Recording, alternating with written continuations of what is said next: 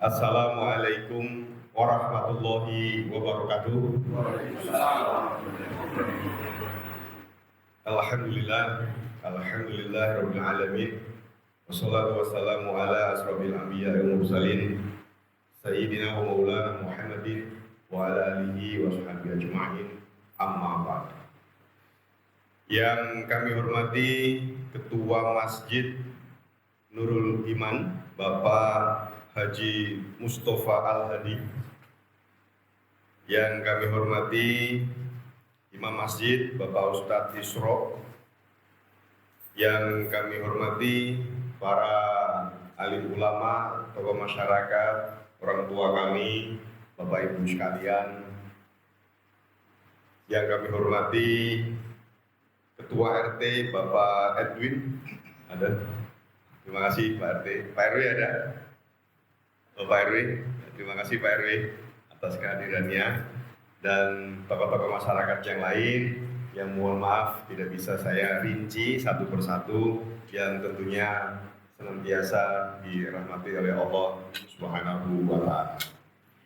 Pertama-tama marilah senantiasa kita sampaikan rasa syukur kehadirat Allah Subhanahu wa Ta'ala, Tuhan yang Maha Kuasa, karena di pagi yang berbahagia ini kita dapat bersilaturahim di masjid yang kita cintai bersama ini dalam rangka untuk melaksanakan kegiatan sholat subuh berjamaah dan bertatap muka, berdialog dengan Bapak Ibu sekalian. Salawat serta salam kita haturkan kepada junjungan kita Nabi besar Muhammad Sallallahu Alaihi Wasallam yang senantiasa kita tunggu syafaatnya di hari akhirat kelak nanti. Bapak Ibu sekalian, para jamaah Masjid Nurul Iman yang kami hormati, pertama sekali kami atas nama tim Safari Subuh menyapa langsung, menyampaikan ucapan terima kasih dan apresiasi yang tak terhingga kepada Ketua Masjid dan Bapak Ibu sekalian atas penerimaan dan sambutan hangat dari Bapak Ibu sekalian. Teriring ucapan terima kasih, kami juga menyampaikan permohonan maaf apabila kehadiran kami di sini sedikit banyak mengganggu aktivitas Bapak Ibu sekalian, atau mungkin ada juga yang kaget-kaget, punya ada apa ini polisi subuh-subuh pagi-pagi datang ke sini. Nah, terkadang ada sebagian masyarakat kita melihat pakaian polisi ini seperti melihat sesuatu yang aneh, gitu kan. Subuh-subuh ada polisi, biasanya kan polisi di tengah jalan lagi ngatur lalu lintas. Biasanya polisi nangkep orang, nangkep pelaku kejahatan, pelaku narkoba dan lain sebagainya. Tapi ini kok ada polisi subuh-subuh datang ke masjid, sekiranya barangkali ada Bapak Ibu sekalian yang kemudian bertanya-tanya. Kemudian Bapak Ibu sekalian, perlu kami sampaikan kepada Bapak Ibu sekalian bahwa kami dari jajaran Ditbinmas atau jajaran Polda Sumatera Selatan mempunyai program kegiatan rutin yang kita laksanakan, yaitu dinamakan dengan kegiatan Safari Subuh Menyala dan Safari Jumat Menyala. Jadi kegiatan ini kami datang ke tempat-tempat ibadah ketika waktu subuh dan juga pada saat sholat Jumat. Maksud dan tujuan kegiatan kami ini adalah untuk membangun kedekatan, memperkuat ukhuwah antara polisi dengan masyarakat. Karena kami sangat meyakini bahwa ketika polisi itu dekat dengan masyarakat, kemudian bersinergi dengan masyarakat, maka insya Allah itu akan memberikan kemudahan, dukungan kepada kepolisian dalam melaksanakan tugas maupun pelayanan kepada masyarakat. Karena kami sadar betul bahwa ketika kami melaksanakan tugas maupun memberikan pelayanan pada masyarakat, hanya bertindak sendiri tanpa adanya bantuan, dukungan dari masyarakat, maka hasilnya pun tidak maksimal. Berbagai macam bentuk dukungan, bantuan itu banyak. Minimal adalah dukungan doa. Oleh karena itu, kami menyampaikan ucapan terima kasih dari Bapak Ketua Masjid tadi, Bapak Mustafa, telah memberikan doa kepada kita, para polisi, khususnya adalah polisi yang berada di Polda Sumatera Selatan, karena kami meyakini doa Bapak Ibu sekalian, orang-orang yang berada di tempat ibadah, ini adalah orang-orang baik yang insya Allah doanya dikabulkan oleh Allah Subhanahu wa Ta'ala. Bapak Ibu adalah orang tua kami, ya, bagaimanapun kami juga melaksanakan tugas didoakan oleh orang tua kami yang ada di kampung, ya, termasuk Bapak Ibu sekalian adalah orang tua kami yang senantiasa memberikan support, dukungan, doa sehingga memberikan kepercayaan diri kami, ya, karena kami sadar bahwa ketika kita melaksanakan tugas kepolisian maupun pelayanan kepolisian itu tantangannya sungguh berat. Makin kesini ada saja ya, cobaan-cobaan, tantangan dan bahkan mara bahaya pun juga tidak terhindar, ya, selalu mendampingi, selalu membayangi ketika kita melaksanakan tugas. Salah satunya adalah orang-orang yang mereka tidak suka dengan polisi, yaitu adalah teroris. Kapan saja mereka bisa melakukan penyerangan kepada anggota polisi kita yang sedang bertugas, apakah sedang mengatur jalan raya atau mungkin sedang melaksanakan tugas pos jaga, atau seperti ini melaksanakan kegiatan safari subuh di jalan, tiba-tiba ada mereka yang tidak suka dengan polisi melakukan penyerangan, maka insya Allah apabila ada doa dari Bapak Ibu sekalian, maka kami senantiasa dilindungi oleh Allah Subhanahu wa Ta'ala. Bapak Ibu sekalian yang kami hormati, sebetulnya tidak ada nasihat, tidak ada petuah kepada Bapak Ibu sekalian, karena memang Bapak Ibu sekalian adalah orang-orang yang sudah orang-orang baik yang saya yakin dan percaya, ya, tidak ada keinginan untuk melakukan kejahatan, tetapi sekedar mengajak Bapak Ibu sekalian sebagai mitra kepolisian untuk bersama-sama menyelamatkan saudara-saudara kita, baik itu saudara yang ada di rumah ataupun tetangga, ya, ataupun saudara jauh dan seterusnya, agar mereka tidak menjadi korban kejahatan maupun menjadi pelaku kejahatan. Karena terkadang meskipun kita sudah melakukan berbagai macam upaya, ya, memberikan pembinaan, penyuluhan, mengajak masyarakat untuk mereka peduli dengan lingkungan sekitar, tetapi faktanya masih saja ada orang, saudara-saudara kita, tetangga-tetangga kita yang melakukan hal-hal yang melanggar hukum. Ya, salah satu contoh adalah anak-anak kita, ya, anak-anak kita. Kita bisa melihat di media sosial, di media mainstream, ataupun secara fakta lapangan di lingkungan sekitar kita, ya, tidak sedikit anak-anak kita yang kemudian melakukan tindakan-tindakan yang melanggar hukum, atau kita lebih sering kita sampaikan dengan kenakalan remaja.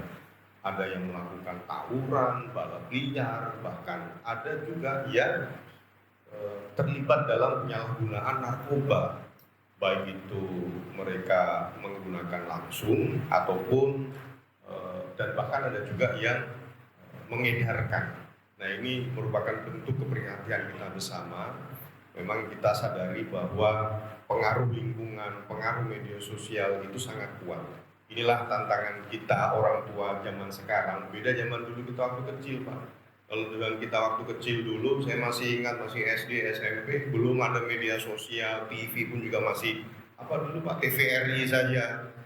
Sehingga pengaruh-pengaruh yang negatif-negatif ini setidaknya tidak banyak seperti saat ini. Nah, sekarang media sosial apapun, platform apapun, ya, bisa masuk di dunia anak-anak sehingga itu bisa memberikan influence, ya, pengaruh, ya, menginspirasi hal-hal yang negatif kepada anak-anak sekalian.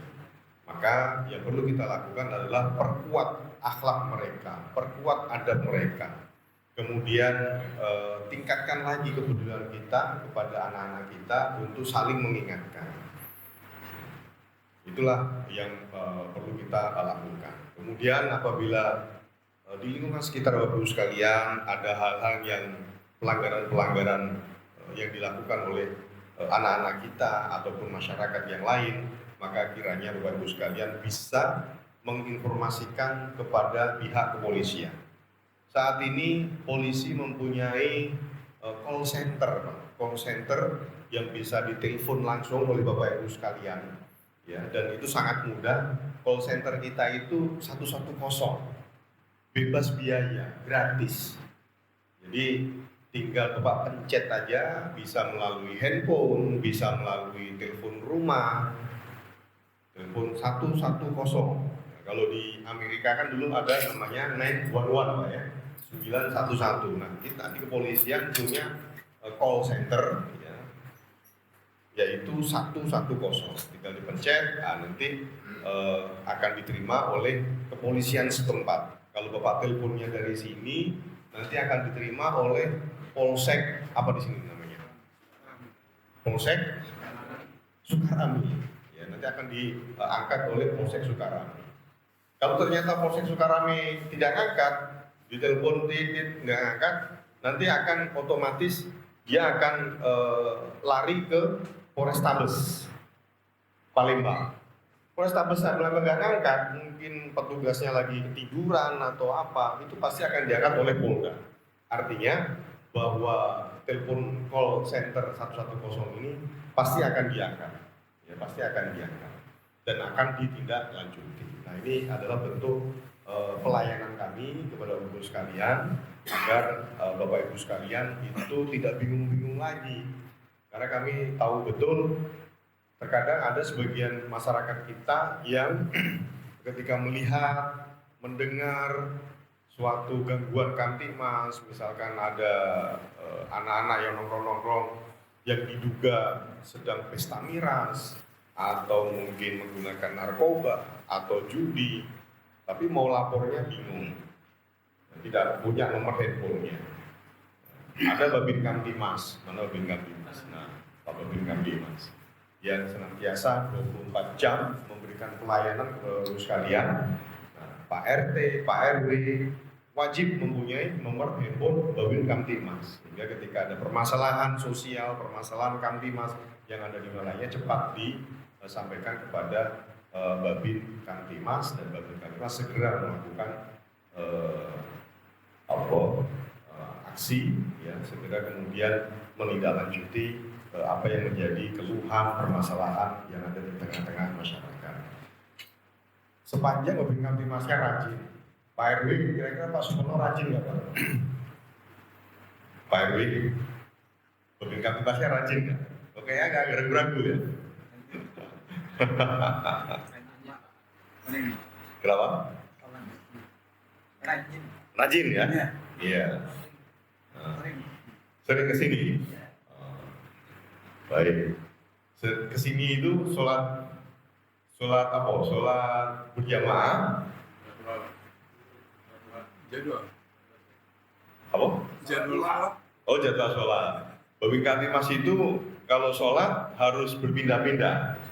Misalkan di sini ada berapa RW? Ada berapa masjid di sini, Pak Kano? Ada berapa? 56. Nah, jadi sholat isya di masjid ini, sholat maghrib di masjid ini, keliling. Sholat asar di masjid ini, nah, sehingga tidaknya bisa berinteraksi dengan seluruh jamaah masjid. Bapak Ibu, barangkali itu saja yang dapat saya sampaikan. Kita tidak perlu berlama-lama karena saya yakin Bapak Ibu sekalian kan setelah ini ada aktivitas kegiatan, ya. Bapak mungkin bisa beraktivitas bekerja.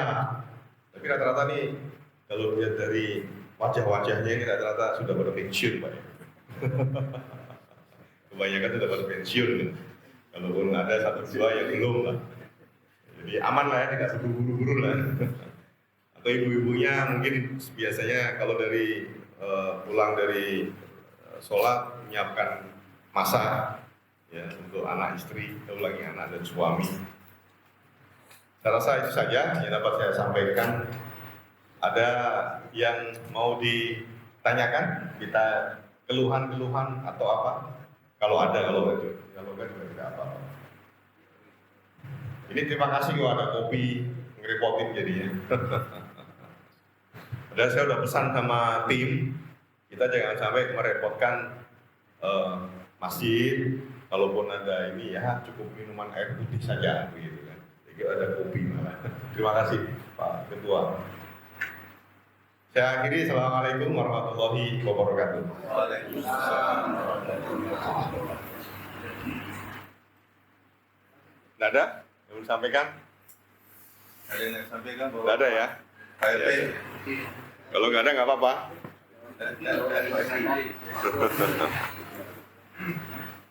Di sini sering kejadian apa Pak? Pencurian gitu ada? Sering ya? di tempat kita ini sering jadi kebalikan Pak. Apa? Pencurian. Pencurian apa itu? Rumah kosong. Rumah kosong, motor jarang. Itu Pak, coba lu tangkap aja Pak. Penanggulangan Pak. Iya, kejahatan itu namanya kan kejahatan konvensional, kejahatan jalanan atau kita sering sebut dengan 3C. Curas, kemudian curat dan curanmor. Curas itu adalah pencurian dengan kekerasan. Jadi pencurian yang diikuti dengan aksi kekerasan, baik itu melakukan penganiayaan dan bahkan pembunuhan. Kalau di kita itu kan lebih sering mendengar perampokan, ini pencurian dengan kekerasan. Kemudian curat itu pencurian dengan pemberatan yang dilaksanakan ya di malam hari, di rumah kosong, termasuk dalam kategori pencurian pemberatan atau curang. Dan yang terakhir adalah curanmor, pencurian sepeda motor, termasuk pencurian mobil, ini kategori curanmor. Nah, pencurian ini memang di mana-mana ya kerap sekali terjadi. Tidak hanya di Palembang, di wilayah lain juga sama. Di Jawa pun juga ada. Hampir semua kota, kabupaten itu ada ya, kejahatan-kejahatan yang seperti itu. Maka memang untuk kemudian mengantisipasi, mencegah atau mengantisipasi kejahatan ini perlu adanya langkah-langkah yang komprehensif. Dari mulai langkah yang sifatnya pencegahan. Pencegahan ini yang kalau kita sering bilang adalah langkah-langkah preemptif dan preventif. Kemudian ada juga yang langkah-langkah yang sifatnya penegakan hukum, represif namanya. Nah, apa yang disebut dengan langkah preemptif atau preventif pencegahan ini adalah kita ya antara polisi dan masyarakat itu bersama-sama untuk melakukan upaya mencegah jangan kejahatan-kejahatan ini terjadi. Nah, upaya untuk melakukan pencegahan ini maka kita harus paham dulu faktor unsur kenapa kejahatan itu bisa terjadi. Maka yang sederhananya adalah kejahatan itu terjadi karena ada faktor niat dan kesempatan atau peluang. Jadi ada dua unsur itu. Maka agar kejahatan itu tidak terjadi, kita hilangkan unsur-unsur itu. Mau kita hilangkan niatnya atau kita hilangkan peluangnya atau kesempatannya. Kita hilangkan niatnya, niat si pelaku, inilah yang kita lakukan, upaya-upaya kita lakukan, melakukan pembinaan, penyuluhan, kemudian kita mencoba untuk memberikan solusi. Kenapa sih orang melakukan pencurian? Mungkin dia ada terkait dengan masalah ekonomi. maka kita sama-sama dengan pemerintah daerah untuk menciptakan lapangan pekerjaan.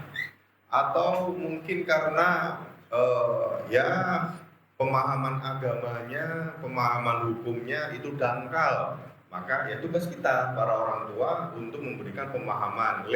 Nak, kamu jangan melakukan pencurian, ya. Mas, Pak, Kak, jangan melakukan pencurian karena mencuri ini bisa nanti mendapatkan hukuman baik itu di dunia maupun di akhirat.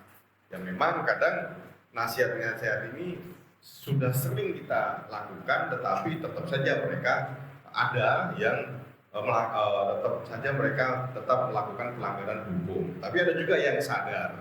Nah inilah yang kita berusaha semaksimal mungkin untuk menghilangkan niatnya.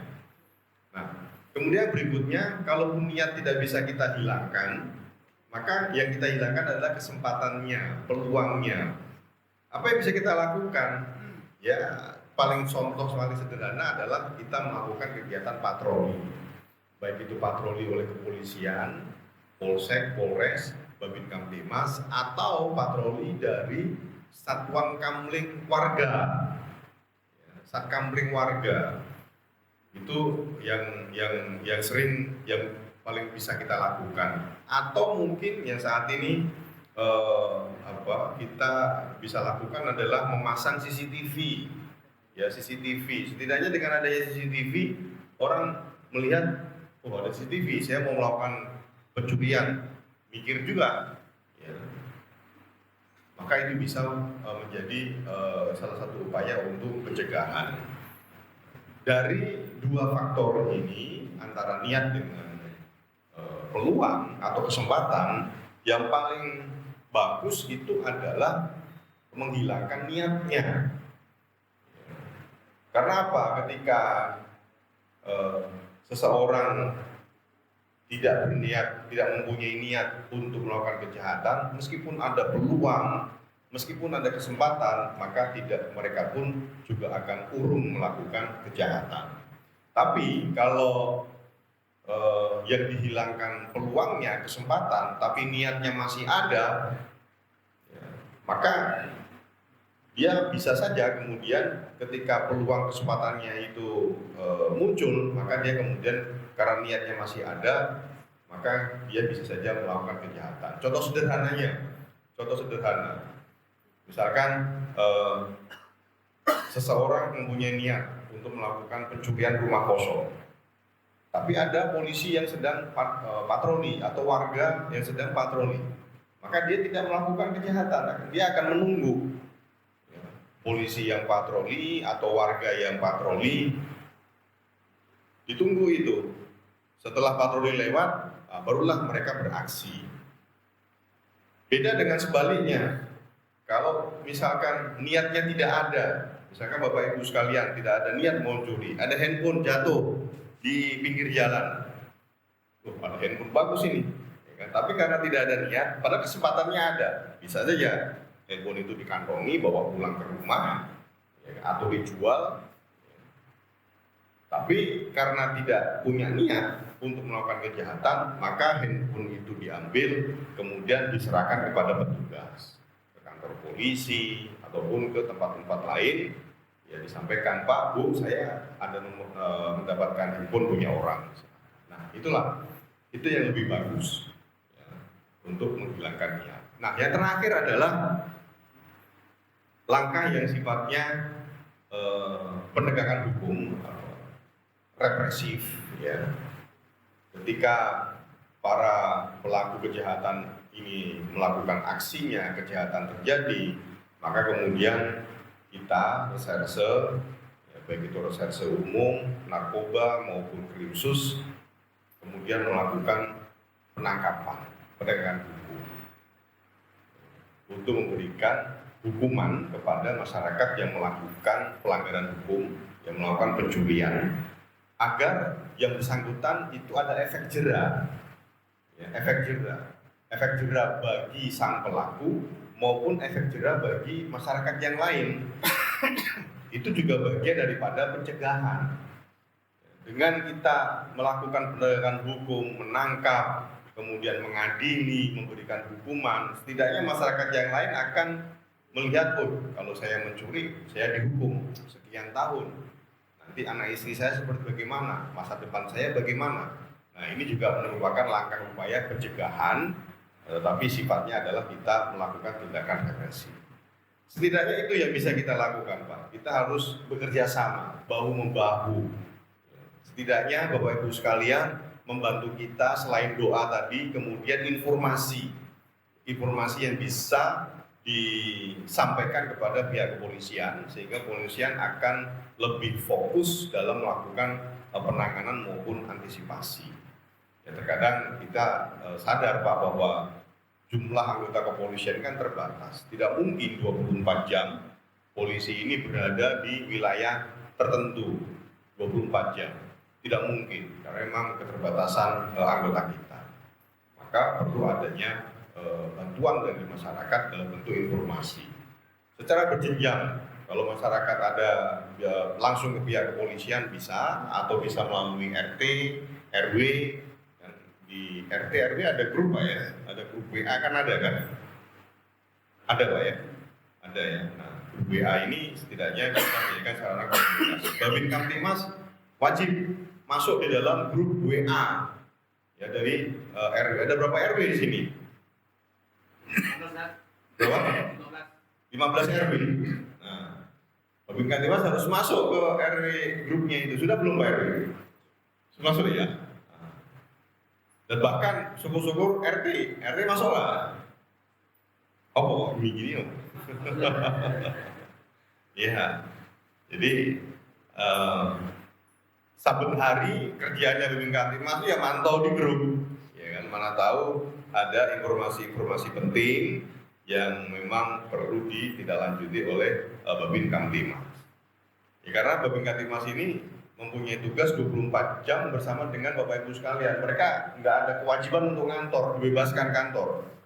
Ya, nggak ada apel, ya nggak ada apel pagi. Pokoknya hari-hari ya sudah masuk bergabung dengan masyarakat sebagai kepanjang tanganan polisi dalam melayani masyarakat di kelurahan atau di desanya. Cukup Pak, udah mau jam 6. Ya Pak, silakan. Kita apa sekarang? Oh silakan Pak RW. Ini terkait call center tadi Pak. Iya. Saya mencoba tadi ingin menyimpan satu-satu knowledge. Ternyata tidak bisa Pak ya. Dia Disimpan. harus langsung Pak ya. Harus langsung hubungi. Oh iya, langsung dihubungi. Bisa disimpan di Setahu saya sih nggak bisa. Langsung aja dipencet 110 kan mudah, tidak perlu diingat. telepon maupun WA Pak ya. Harus langsung. Nggak ada, dia tidak WA, tapi telepon. Udah dulu. Iya, telepon. Jadi Pak RW tinggal pencet aja 110 itu telepon. Iya. Bisa kirim pesan berarti Pak ya. Oh enggak, kalau pesan ada lagi sendiri. Saya lupa nomor WA-nya itu. Ada barcode, ada nomor WA, itu ada sendiri. Yang kedua, Iya. tempo hari itu ada namanya polisi RW kalau tidak salah. Iya. Nah, apakah polisi RW itu sekarang ini sudah dibubuhkan atau gimana? Supaya kami masyarakat ini lebih gampang untuk koordinasi begitu, keamanan terutama. Iya. Terima kasih. Terima kasih Pak RW. Sebetulnya polisi RW itu program itu masih ada, Pak. Ya masih ada. Polisi RW ini memang sangat lebih ya, sangat efektif dalam menyerap aspirasi atau keluhan informasi dari masyarakat. Dia membantu para Babin Kamtimas. Jadi sifatnya adalah koordinatif.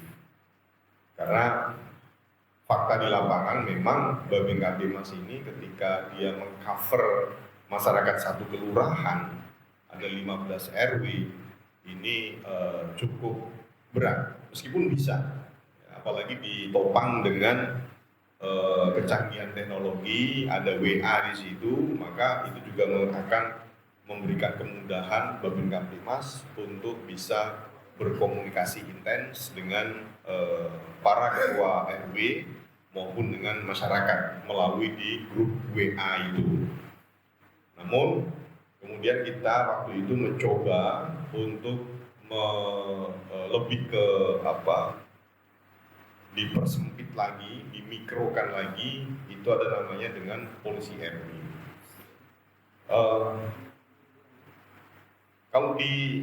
Kalau polisi RW ini kan memang konsepnya adalah tidak menunjuk polisi satu kemudian berada di RW, karena memang kita terkendala dengan keterbatasan jumlah polisi. Maka yang paling ideal adalah polisi RW ini adalah polisi yang tinggal di RW itu, yang selama ini memang hari-hari rumahnya ada di RW tersebut. Nah, itulah yang kemudian akan dijadikan polisi RW. Kalaupun ternyata di situ tidak ada anggota polisinya, maka kemudian dicari polisi yang domisilinya terdekat dengan RW tersebut. Karena memang terkendala dengan masalah transportasi. Kalau si polisinya ini rumahnya terlalu jauh dengan RW, di mana dia bertugas sebagai polisi RW, maka akan terkendala dengan masalah transportasi. Nah, seharusnya itu masih ada, Pak. Kalau di RW apa nggak ada lagi polisi RW-nya? Kalau grupnya sudah vakum. Sudah vakum, tapi polisinya ada. Kalau masing-masing RT biasanya banyak polisinya itu. Oh, nah itu Ada sebetulnya saja setiap ya. RT itu polisi. Itu kan upaya pimpinan untuk membantu Babin sebetulnya. Tapi kalau Babin ternyata nggak perlulah ada polisi RW yang ini nggak perlu, cukup saya sendiri bisa mengcover pembinaan ataupun menyerap informasi dari warga, sebenarnya tidak ada masalah. Sebenarnya kan semangatnya itu adalah itu tadi, memudahkan Babin Kamtibmas menyerap informasi, keluhan dari warganya. Jadi konsepnya di situ. Sehingga ketika Babin Kamtibmas bisa mendapatkan informasi secara utuh dari RW-RW yang ada di wilayah kelurahan binaannya, kemudian diteruskan kepada satuan atas, ya, dari mulai Polsek, Polres, ataupun Polda. Itu kalau bisa berjalan dengan baik, sebetulnya tidak terlalu tidak terlalu membutuhkan ada polisi RW maupun polisi RT, karena Babin Kamtibmas itu bisa mengcover. Yang jadi masalah itu adalah yang di wilayah-wilayah kabupaten, Pak. Kadang Babin Kamtibmas itu dia mempunyai wilayah binaan tidak hanya satu desa, dia bisa 2 desa, 3 desa. Kalau di wilayah Polrestabes Palembang ini sudah bagus, Pak. 1 Babin, 1 kelurahan. Ya kan? Tapi kalau di wilayah kabupaten, nah itulah ada yang 2 desa. Maka sebetulnya keberadaan polisi RW itu sangat membantu. Tapi sejatinya program itu masih jalan, Pak. Masih ada. Cuman kalau dibilang vakum, mungkin ada benarnya juga. Tapi kalau menurut saya, sepanjang Babin Kamtibmas bisa melayani, mengcover, ya tidak ada masalah. Tidak ada masalah. Itu Pak RW.